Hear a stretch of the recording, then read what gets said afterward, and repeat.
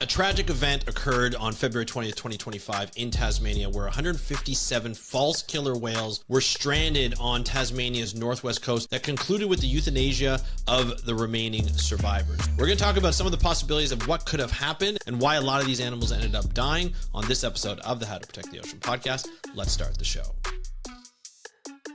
Hey everybody, welcome back to this somber episode of the How to Protect the Ocean podcast. I'm your host, Andrew Lewin. This is the podcast where you find out what's happening with the ocean, how you can speak up for the ocean, and what you can do to live for a better ocean by taking action. Today is not a good day in terms of talking about these false killer whale strandings. You know, this is something that happens at sea. A lot of the times we don't know why they stranded, including this case. There are going to be a series of necropsies on the animals that have died to give us some clues of why these animals may have stranded. But first, let's just talk about what a false killer whale is. It is a type of large dolphin that growing about 6.1 meters up to 20 feet long and weighing up to 1,300 kilograms or 3,000 pounds. They are highly social animals, often found in large pods, which may contribute to some mass stranding events. Now, the last event of mass stranding of false killer whales happened over 74 years ago.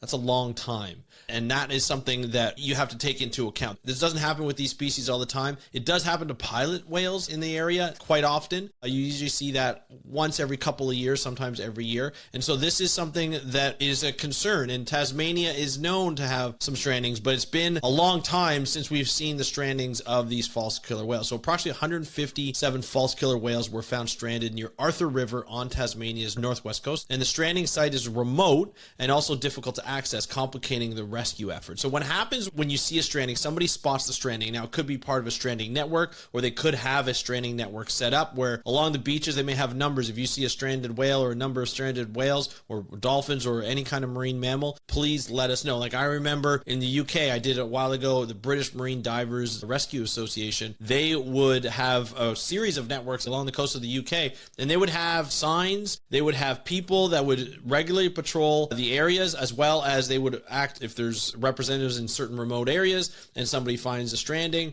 then they would go and act and they would put in all their protocols. Same thing I assume happens in Tasmania. And so when that happens, rescue volunteers are basically dispatched to that specific area, and then they try and put the animals back out to sea. What happens in a stranding, and it's never really known why, but a lot of times because a lot of marine mammals that travel in pods are social, when you get one, like say the leading animal or like the head of the pod or the leader of the pod, if they get sick or they lose their navigational focus because they're not feeling well, they can strand. And because they're stranding, the social bonds are so close, the rest of the pod strands with it. And so a lot of the times you'll see a number of animals come to shore. In this case, it was 157 because maybe the leader of the pod was just sick and lost its navigational route. Sometimes it could be because of noise that's happening outside in the ocean, outside of a bay or wherever they're coming into. And so they come in to get out of that area of noise. Or it could be like bad water quality. It could be that there's predators around, so they try and get away from it and they end up stranding themselves.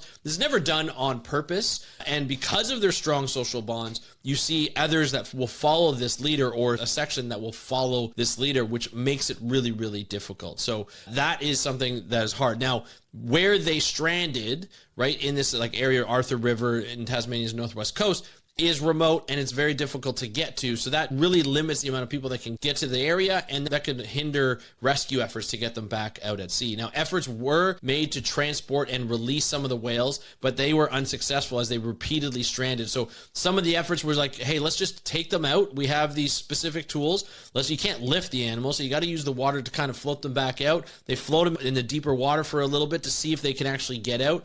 But a lot of them would just restrand themselves. Now, whether they were sick or whether they just restranded because the rest of their pod was there and they were just trying to stay in the area and they got brought in. Apparently the area was rough, like they had rough seas when they were trying to do this rescue, further complicating the rescue efforts. So they would keep restranding. And so they had to euthanize a number of the animals because they just kept restranding. They were just going to suffer and they were going to end up dying. So the decision to euthanize due to the deteriorating condition of the whales and the impracticality of successful rescue, authorities decided to euthanize the remaining 90 survivors. So basically 157 animals died that time. The euthanasia process involved trained staff using firearms with specialist ammunition. So it's obviously not just when you put your dog down or you put your cat down, God forbid you ever have to do that. But if you ever do that, it's a pretty simple process. It's usually an injection of a specific chemical that basically kills the dog or the pet pretty quickly, and it's painless for the animal. So this one, obviously not painless in a way, but it's the best way to do it. It may seem brutal, but it's the best way to get to the quickest death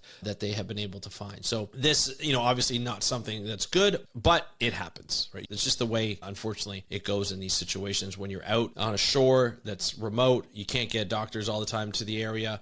And so this is the way they get euthanized. So not a fun process, but it definitely happens, right? So obviously the exact causes remain unclear, but obviously factors like social bonds and navigational errors are being considered, because that's what happens to a lot of the pilot whales around Tasmania. New Zealand happens as well. And so it happens everywhere, really. And this is part of the world that's where they tend to happen. Some of these stories that we've covered in the past, obviously something you don't want to see every day or any day, because you almost feel like it's a waste of some of the healthy ones. You would think that if an animal from the pod that is sick, I can understand them going off on their own, but because they have such strong bonds, they just tend to follow each other. That could be a problem in the future, right? So the disposal of the carcasses is something I never really heard about, but this story covered it. They have to pay attention to environmental and cultural sensitivities in the area, so they are figuring out what's going to happen. I don't know exactly how they dispose of the carcasses. They bring it out to sea. If there's a ceremony for maybe some local indigenous groups in that area that have maybe a stronger cultural connection to the false killer whales or to the pod, or in general, a lot of the indigenous groups I know in Canada,